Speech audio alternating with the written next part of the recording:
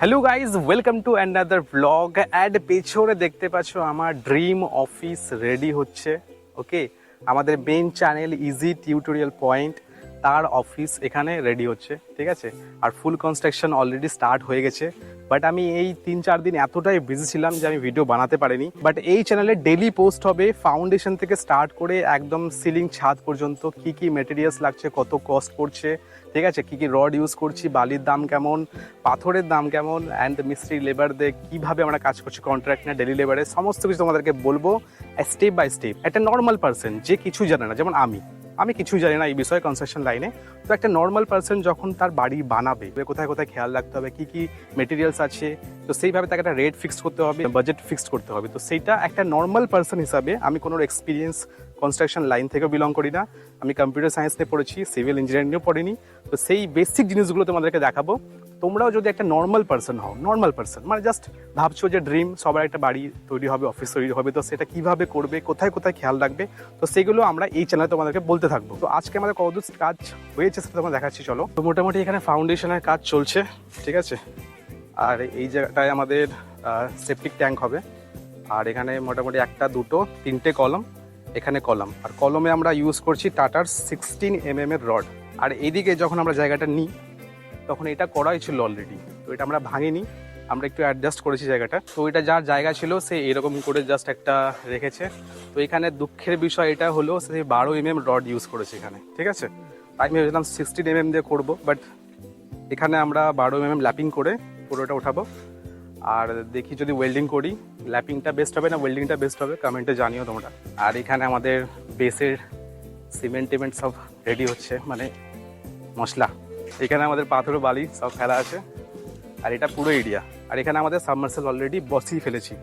দুঃখের বিষয় এটা হলো যে সাবমার্সেল বসানোর সময় আমার কাছে ক্যামেরা ছিল না, সেদিন আমি এতটাই বিজি ছিলাম হতে পারিনি। তো সাবমার্সেল বসাতে আমাদের কত টাকা পড়লো, কী কী মাল ইউজ করলাম, কোন পাইপ ইউজ করলাম, কোন মোটর ইউজ করলাম, সেটা তোমাদের নেক্সট ভিডিওতে বলতে থাকবো, একটা ভিডিওতে পুরোটা কভার করবো না। সো এখানে যত আমাদের মাটি বেরিয়েছে আমরা এই সাইডে রেখেছি, ওকে। আর এখান থেকে আমাদের 2.5 ফুটের মতো ছেড়ে করা হচ্ছে, সামনে আমাদের 4 ফুটের মতো রাস্তা ছাড়া আছে, টোটাল এখানে 2.5 শতকের মতো জায়গা আছে। আর এই ফাউন্ডেশনটা এখনো পর্যন্ত হয়নি, এটা কারণ আমাদের সাবমার্সিবল বসানোর সময় জলগুলো এখানে আসছিল, তো সেই পলিগুলো বেরিয়েছে, মাটিগুলো এখানে দেখতে পাচ্ছ, ওকে। তো ওইখানে আমরা মোটামুটি 1.5 ফুট করে ছেড়েছি, এদিকে 1.5 ফুট, ওই সাইডে 1.5 ফুট, সামনে 4 ফুট, পেছনে 2.5 ফুট, ঠিক আছে। তারপর এতটা বেরিয়েছে। আর এখান থেকে তোমরা পুরো ভিউটা দেখতে পাচ্ছ। এই দিকটা কলমের জন্য আমরা 16mm এর রড ইউজ করছি, আর তোমাদের আমি দেখিয়েও দিচ্ছি টাটার রড, হয়তো তোমরা দেখতে পাচ্ছ কি না, দেখো tata Tiscon SDN super ডেকটাইল 550D, ওকে, 550D সুপার ডেকটাইল মাল দেওয়া আছে, ঠিক আছে। তো আমরা 550D সুপার ডেকটাইল মালটা ইউজ করছি, আর এটা 16mm এর রড। তো এর প্রাইসটা কি পড়েছে, প্রাইস নিয়ে আমরা কালকে ডিসকাস করব, আজকে নয়। 16mm এরটাই বেটার নিচে কলমের জন্য। তোমরা 3 তলা 4 তলা ফাউন্ডেশন করতে পারো, G+2 G+3ও করা যায়। আল্ট্রাটেকের সিমেন্ট এখানে আছে, প্রিমিয়ামটা নয়, PPC এটা, OPCটা পরে ছাদ ঢালার জন্য হবে। সাবমার্সেল চালানো হলো ডাইরেক্ট ওখান থেকে, এখন জল ফিল আপ করা হচ্ছে এখানে ডাইরেক্ট। এখন সেপটিক ট্যাঙ্কে বেস রডগুলো বাঁধা হচ্ছে।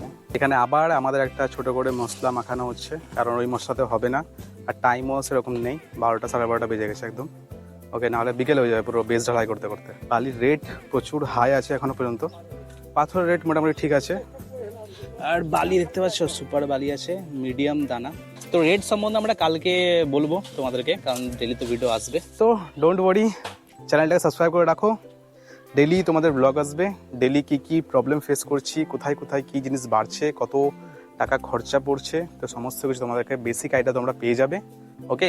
তো সেই জন্য সাবস্ক্রাইব করে রাখো। তো চলো আপাতত এখানে কাজটা হোক, আস্তে আস্তে ইট আসছে, ইট এখানে রাখবো।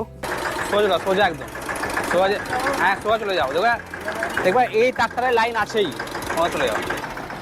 তো ইটের গাড়ি আমাদের চলে এসছে, এবার মেতে যাচ্ছে।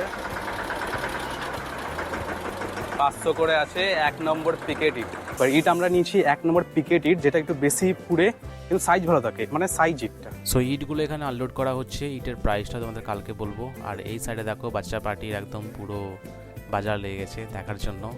নিচে আমাদের এখন কলমটা খাড়া করা হচ্ছে, দাঁড় করানো হচ্ছে।